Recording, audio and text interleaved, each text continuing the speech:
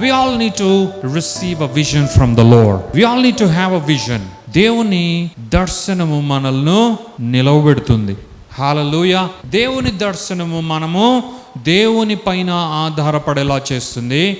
ఈ దర్శనము ఆయన వైపే చూసేలాగా చేస్తుంది. మనం కృంగిపోయేలాగా, మనం పడిపోయేలాగా, మనము నిస్సహాయతలో ఉండేలాగా కాదు. It is like a power that drives us ahead. ఒక శక్తి మనల్ని ముందుకు నడిపించినట్లుగా దర్శనం మన జీవితంలో పనిచేస్తుంది అన్నది మనం గ్రహించాలి. హల్లెలూయా. Did you receive your vision? Are you pondering upon your vision that you received from the Lord? దేవుని దర్శనాన్ని నీవు పొందుకున్నావా? ఒకవేళ పొందుకొని ఉంటే దానిపైన నీ దృష్టి నీవు కలిగి ఉన్నావా అని దేవుడు ఈరోజు మనందరితో మాట్లాడుతూ ఉన్నాడు. దేవుడు అంటూ ఉన్నాడు, it is the vision that fills us. Where there is no vision, people will perish. సామెతలు 29:18 ఆయన అంటూ ఉన్నాడు, ఎక్కడైతే దేవుని దర్శనం ఉండదో అక్కడ మనుషులందరూ కూడా నశిస్తారు అని దేవుని వాక్యం సెలవిస్తుంది.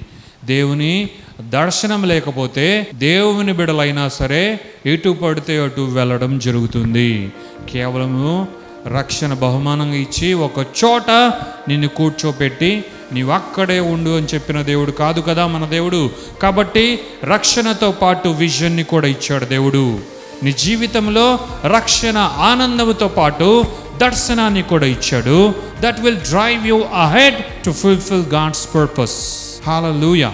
దేవుని ఉద్దేశాన్ని నెరవేర్చున్నట్లుగా దర్శనం నిన్ను ముందుకు నడిపిస్తుంది. ఆ విధముగా యేసు నామములో మనలందరినీ నడిపించునుగాక. హల్లెలూయా.